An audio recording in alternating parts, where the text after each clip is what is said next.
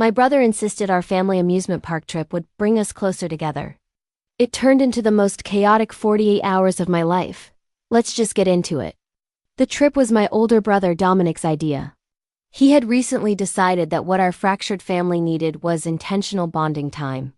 He used phrases like that now, as if he were hosting a corporate retreat, instead of dragging 12 related, but emotionally incompatible people to the largest amusement park in the state during peak Texas summer heat. Lydia, his wife, supported him in the way that only someone who has already surrendered to the chaos can.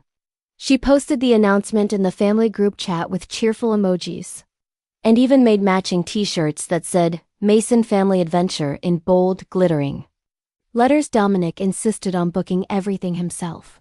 He reserved a block of hotel rooms, prepaid for fast passes, and created a digital itinerary that ran down to 15-minute increments. He sent it to all of us as a PDF. Mind you, he did not ask anyone what they wanted. The next mistake was choosing the first weekend in July, when the heat index was in the triple digits and the park had just opened a brand new roller coaster that was breaking attendance records. We arrived in a caravan of 3 vehicles. By the time we reached the park parking lot at 8:10 in the morning, 2 arguments had already erupted. One was between Dominic and our mother, who believed he had not reserved a large enough hotel suite for her comfort. The other was between Lydia and my cousin Rachel over who was responsible for bringing sunscreen for the children. Neither argument was resolved. Both were paused in the tense, polite way that guarantees a much larger explosion later. The parking lot alone felt like a warning from the universe. Cars crawled in every direction. Tempers were visible through windshields. A man 2 cars ahead of us laid on his horn for a full 30 seconds because someone hesitated while backing out. Dominic began gripping the steering wheel hard enough for his knuckles to pale. "This is fine," he said. "We're early." We're not early. By the time we made it through the security line, which snaked across the asphalt like a slow-moving parade, it was nearly 10 o'clock. The sun had fully risen and the heat settled over us like a damp blanket. The children fussed, while my aunt complained that the metal detectors were unnecessary. My uncle forgot where he placed the parking marker and had to jog back across the lot to take another picture. Dominic tried to gather us in a semicircle just inside the gates so he could review the schedule, but nobody listened. The younger kids saw the spinning teacups in the distance and bolted as Lydia chased after them. My mother announced she needed coffee immediately or she would not be responsible for her mood. My cousin insisted on stopping for photos in front of the massive park fountain. Within 15 minutes of entry, we were no longer a group. We were fragments. The first ride breakdown happened at 10:30. Twit was the brand new roller coaster Dominic had structured the entire morning around. He had secured fast passes for all 12 of us. We stood sweating in the designated queue, while Dominic checked his phone every 40 seconds, then an announcement crackled overhead. The ride had been temporarily suspended due to a technical recalibration. That phrase would come to haunt us at first. Dominic remained optimistic. He assured everyone it would only be a brief delay. The children began whining, and my aunt suggested we should have gone to the beach instead. 30 minutes passed, then an hour. The fast pass window expired, and the line behind us grew restless. Finally, staff members escorted everyone out of the line and handed out paper vouchers for a future visit. Dominic stared at the voucher as if it were a personal insult. "That's fine," he said tightly. "We'll do something else." Our next scheduled ride had a 2-hour standby line and the fast pass scanner malfunctioned. Lydia's phone battery dropped to 20% because she had been managing digital tickets for half the group. My uncle wandered off to find a restroom and could not be located for 25 minutes. Meanwhile, the temperature climbed. By noon, 3 children were crying. One had dropped his souvenir cup and insisted it was ruined forever. My cousin Rachel accused Dominic of micromanaging and Dominic accused Rachel of undermining him. Lydia stood between them with the strained expression of someone calculating how much therapy will cost later. We had been at the park for hours and still not successfully completed a single ride. Lunch was supposed to be simple. Dominic had prepaid for a family meal package at a large indoor restaurant. It had air conditioning, which was all anyone cared about. What it did not have was our reservation, the hostess informed us, politely but firmly, that no such booking existed under Dominic's name. Dominic showed her the confirmation email, but she explained that the restaurant had switched management systems 2 weeks earlier and that some third-party bookings had not transferred properly. She apologized, but there were no available tables. The air conditioning was visible, but unattainable. Like a mirage, we ended up eating outside at metal picnic tables under direct sunlight. The meal vouchers covered less than Dominic believed. Someone misread the menu pricing. We paid an additional amount that sparked another round of whispered complaints halfway through lunch. A sudden thunderstorm rolled in, as I'm sure all Texans are familiar with. The sky darkened in seconds. Wind whipped napkins off tables and a tray of fries tipped over. Children screamed as rain began pouring down with theatrical intensity. The park issued a temporary weather advisory. All outdoor rides shut down. We ran for cover beneath a gift shop awning along with approximately 200 other damp, irritated strangers. Dominic stood in the middle of it all, rain soaking through his matching t-shirt, clutching his printed itinerary like it had personally betrayed him. That was only day 1, and it was not even 2 p.m. The true unraveling had not yet begun. We stood shoulder to shoulder beneath the gift shop awning, humidity rising in visible waves from the pavement. Lydia tried to keep the children entertained by pointing out novelty keychains in the display window. My mother complained that her hair would never recover. My uncle blamed the weather app. When the rain finally tapered off, the park reopened. Rides in phases. That was when the real congestion began. Every single guest who had been sheltering simultaneously flooded the pathways. It felt less like an amusement park and more like a crowded evacuation route. Dominic attempted to salvage the afternoon by redirecting us toward indoor attractions.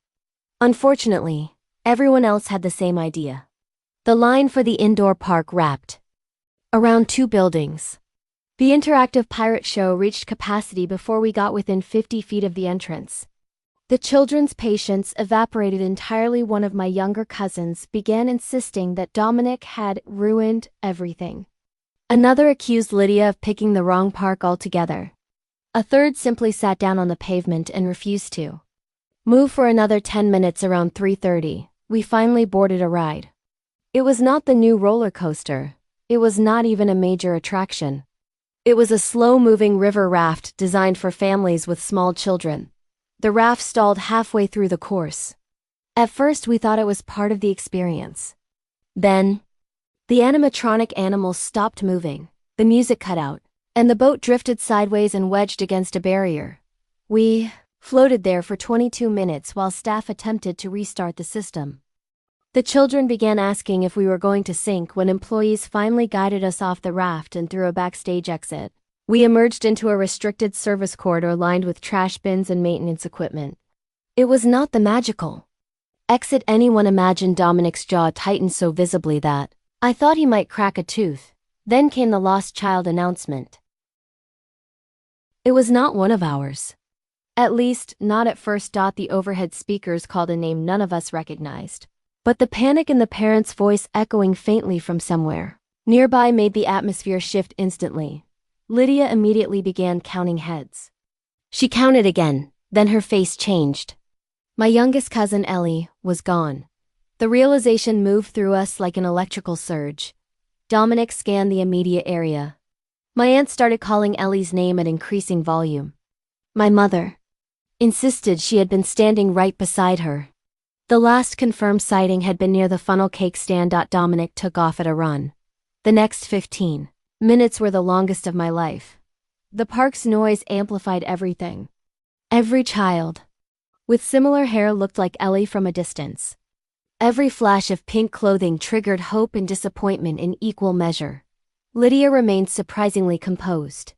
Dominic, meanwhile, looked unrecognizable. He was terrified. We found Ellie near a face painting booth, calmly watching another child have a butterfly painted across her cheek. She had wandered no more than 100 yards, but it may as well have been a mile. Relief hit us in waves. My aunt cried openly, and Dominic crouched down and hugged Ellie so tightly she squeaked. For a brief moment, I thought the ordeal might reset the tone of the day. It did not. The next confrontation began shortly after. Rachel accused Dominic of prioritizing rides over safety. Dominic countered that Rachel had been responsible for supervising Ellie at that moment. Lydia tried to defuse the exchange, but the words control freak and irresponsible were spoken clearly enough for several strangers to glance over. By early evening, exhaustion had settled into everyone's posture. Blisters formed, tempers shortened, and the dinner reservation at a themed restaurant, which Dominic had proudly described as the highlight of the night, was delayed by over an hour due to unexpected volume. Unexpected volume in the largest amusement park in the state. On a weekend. We ate at 9:40 p.m. After dinner, Dominic tried one last time to rally morale by suggesting we stay for the fireworks. Half the group refused outright, the other half agreed out of stubbornness. We stood in a packed crowd, shoulder to shoulder once again, waiting for a spectacle that felt more obligatory than magical. When the fireworks finally erupted overhead, they were undeniably beautiful. Bright arcs of color exploded against the night sky. The children had a great time. For 5 minutes, silence fell over our group. Then someone behind us spilled a drink down Lydia's back. The apology was insincere. Dominic turned, ready to confront the stranger, but Lydia stopped him with a look that said more than words ever could. We left the park in near silence. The walk back to the parking lot took 40 minutes due to the sheer volume of departing guests. The glow of the day had long since evaporated. And that was when we discovered the final insult of day one. Our car would not start. Dominic stared at the dashboard as if betrayal had become mechanical. One of the kids left a light on in the back and the battery was dead. The parking lot was nearly empty. Nobody had jumper cables in the other cars, and tow truck wait times were estimated at over 2 hours due to high demand. I watched Dominic's shoulders sag for the first time that day. We still had another full day planned, and somehow, I knew with complete certainty that tomorrow would be worse. We did not get back to the hotel until 1 in the morning. The first 2 cars with the kids went back to the hotel, but I was part of the lucky group that stayed with Dominic and Lydia. And the dead car. The tow truck arrived after midnight. Dominic barely spoke while the driver jump-started the car. No one complained anymore. Even my mother, who could typically produce commentary in any situation, sat quietly in the back seat staring out the window. The hotel lobby should have felt like relief. Instead, it delivered its own surprise. The adjoining rooms Dominic had specifically requested were not adjoining. They were not even on the same floor. The front desk clerk explained, with corporate politeness, that a system reshuffle earlier that afternoon had reassigned several blocks of rooms. The hotel was at capacity. There was nothing to be done. Dominic pulled up his confirmation email again, but it didn't matter. We were scattered across 3 floors. This might not have been catastrophic under normal circumstances, but we were 12 exhausted, overheated people traveling with 6 children under the age of 10. The plan had been for easy access to childcare. Instead, Lydia and Dominic ended up on the 5th floor with 2 children. My aunt and uncle were on the 2nd with Ellie and her 2 siblings. My mother was on the 4th. I landed on the 3rd with Rachel and her son. No one had energy left to argue, but the tension simmered. At 2 a.m., the fire alarm went off. It was not a drill. Apparently, someone in a room on the 6th floor had attempted to microwave a snack that required neither microwave nor courage. Smoke filled the hallway. Guests shuffled toward stairwells in varying states of confusion. We stood outside in the humid darkness for 35 minutes while the fire department cleared the building. Dominic did not speak. He stood with his hands on his hips, staring at nothing. I realized then that he was no longer trying to salvage the trip. He was trying to survive it with the rest of us. We returned to our rooms sometime after 3 a.m. Day 2 began at 7:15 a.m., when Lydia's youngest started vomiting. Heat exhaustion, perhaps. Too much sugar or maybe not enough water. No one knew. What we did know was that our carefully planned rope drop strategy for the second morning dissolved instantly. Lydia stayed behind with her child, and Dominic insisted the rest of us proceed to the park. That decision fractured something subtle but important.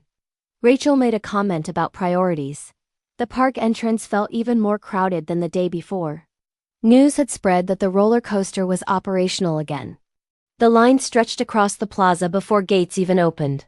Dominic looked at it the way a marathon runner looks at a mountain.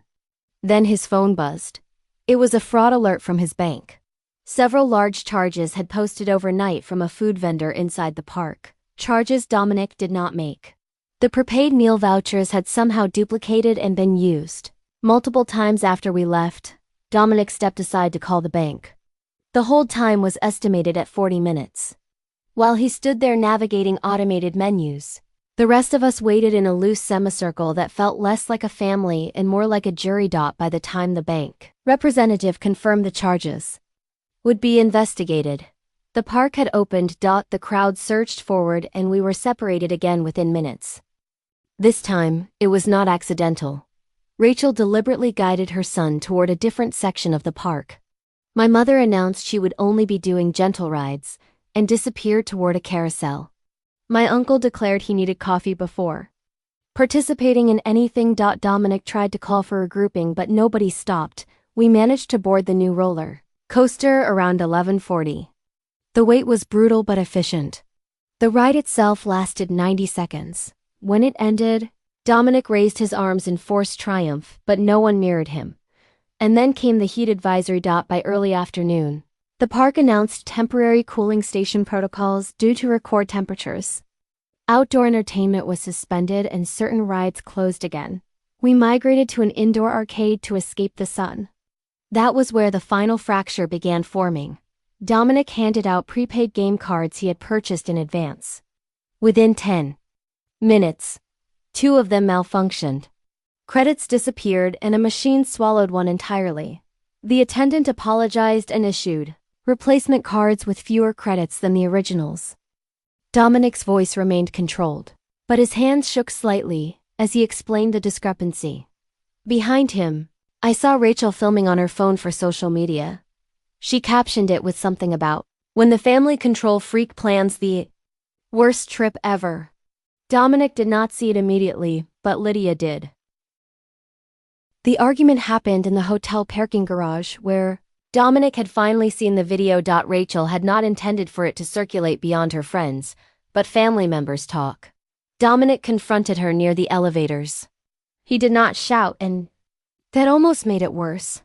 He asked why she would publicly mock him after he had paid for the majority of the trip. Rachel responded that no one had asked him to. She said control does not equal generosity. She said people were allowed to be miserable. When things were miserable, the words ego and embarrassing surfaced. Lydia stood slightly behind Dominic, silent but resolute. I watched my brother absorb every sentence like physical impact. For 2 days, he had been fighting circumstances, but now he was fighting his own family. That evening, another disaster unfolded. One of the hotel rooms flooded. A plumbing issue on the 6th floor sent water dripping through the ceiling into my aunt and uncle's bathroom. Towels soaked through and suitcases dampened. The hotel offered another room on the 1st floor near the ice machine. There were no apologies left in anyone. Dinner was canceled and plans were abandoned. Half the group wanted to leave early the next morning. The other half insisted on salvaging at least one more attraction. Dominic said nothing for a long time. Then he did something none of us expected. He canceled the 3rd day entirely. He went down to the lobby. He shortened the stay and arranged partial refunds where possible. He did not consult anyone. When he returned upstairs, he informed us calmly that we would all be leaving in the morning. Rachel began to argue, but Dominic did not engage. For the first time that weekend, he stopped trying to manage everyone's experience. He simply ended it. The silence that followed felt different. The next morning, checkout was efficient. We loaded the cars with mechanical coordination, everyone excited to be back in their own bed. Before getting into his vehicle, Dominic walked over to Rachel. He did not raise his voice or insult her. He simply told her that generosity without respect would not happen again. Then he got into the driver's seat. The drive home was quiet but steady. No one argued. The chaos had burned itself out. But the real ending had not yet arrived. What Dominic did in the weeks after that trip would reshape every future gathering our family ever attempted. And it was more satisfying than any roller coaster could have been. For the first week after the vacation, the family group chat remained unusually quiet. Normally, it buzzed with forwarded videos or birthday reminders. Instead, it sat dormant. Dominic did not attempt to restart conversation. That, more than anything, unsettled everyone. He had always been the organizer, the coordinator, and the one who sent calendar invites months in advance. If there was a holiday dinner, he reserved the restaurant. If there was a birthday, he collected contributions for a group gift. If someone mentioned wanting to reconnect, he built the plan. But after the amusement park disaster, that energy vanished. At first, Rachel continued posting indirectly about the trip. Vague comments about over-planning gone wrong. A few friends reacted with laughing emojis, but it never went farther than that. But something unexpected happened. People began asking questions. Why had Dominic paid for most of it? Why were so many things blamed on him that were clearly out of his control? Why film family frustration instead of helping? Rachel deleted the posts within days. Meanwhile, Dominic quietly handled the financial aftermath. The fraudulent park charges were reversed after investigation. The hotel refunded a portion of the flooded room. The park issued compensation vouchers for multiple ride shutdowns. But Dominic did not announce any of this. He simply forwarded the reimbursements proportionally to everyone who had contributed. No commentary or reminders of who had covered what originally. 2 weeks later, my mother mentioned hosting a late summer barbecue. Normally that suggestion would have triggered Dominic's immediate involvement. Instead, he responded with a short message saying he and Lydia would not be attending. No explanation, just a boundary. It landed heavier than any argument from the parking garage. The barbecue went forward without them. It was smaller and more disorganized than normal. Someone forgot to bring charcoal. The food ran late and people arrived and left at inconsistent times. No one explicitly said it, but everyone felt the absence of structure. By early fall, invitations became more cautious. Dominic and Lydia began attending only events they did not plan. They arrived on time, they brought thoughtful gifts, and left when they chose. Without Dominic absorbing responsibility, small cracks in the family dynamic became visible. When Thanksgiving approached, there was confusion about location. Multiple relatives assumed someone else had secured a venue. Eventually, the gathering was scaled down to a simple potluck at my aunt's house. It worked, but it was smaller than usual. Rachel tried once to joke about the amusement park during dessert, but the room did not respond. Dominic did not react. He simply continued eating. Dominic had stopped competing. He was no longer trying to win approval through effort. He had stepped back far enough that the family had to confront its own patterns without him as a convenient focal point. Lydia seemed lighter. Their home life, from what I could tell, grew steadier. They hosted small gatherings with close friends, instead of extended family marathons. They traveled once more before the end of the year, just the two of them and their kids. Nearly 9 months after the amusement park trip, Rachel announced she was planning a family outing. Not a vacation, just a single-day event at a local festival. She created a group message, selected a date, and even drafted a loose itinerary. The tone of the message was careful. She did not assign responsibilities, she did not make assumptions. And she did not ask Dominic to organize it. Dominic responded that he and Lydia would attend for a few hours in the afternoon. The day of the festival arrived bright and mild, the kind of weather we had foolishly expected at the amusement park. Months earlier, people arrived in waves. Some left early. Some stayed longer. There were minor inconveniences, of course. Long food lines, a temporary power outage at one of the music stages, and a misplaced set of car keys that turned up in a backpack. 20 minutes later, but no one blamed anyone else. No one recorded frustration for entertainment, when a ride for the children closed unexpectedly. Parents redirected them to a craft booth instead of demanding restitution from whoever had suggested the ride. Rachel approached Dominic midway through the afternoon. I could not hear everything, but I did not need to. Her posture was different as she handed him an envelope containing a check that covered the portion of the amusement park trip she had never formally reimbursed. Dominic looked at it for a long moment, then he nodded. The gesture was not dramatic and didn't require applause. But it shifted something fundamental. Later that evening, as the festival lights flickered on and music drifted through the cooling air, I watched Dominic stand slightly apart from the group with Lydia beside him. He was simply present with his family. For the first time in a long time, the family dynamic did not orbit around him. The chaos of the amusement park had felt extreme in the moment. Everything that could go wrong had gone wrong. But in hindsight, it had forced something necessary. It exposed who was carrying weight and revealed who was quick to criticize and slow to contribute. Family gatherings did not become perfect after that, but they did become realistic. Shared responsibility replaced silent expectation, and Dominic never again planned a trip for 12 people in peak summer heat. If anyone suggests an amusement park now, the group chat fills with laughing reactions.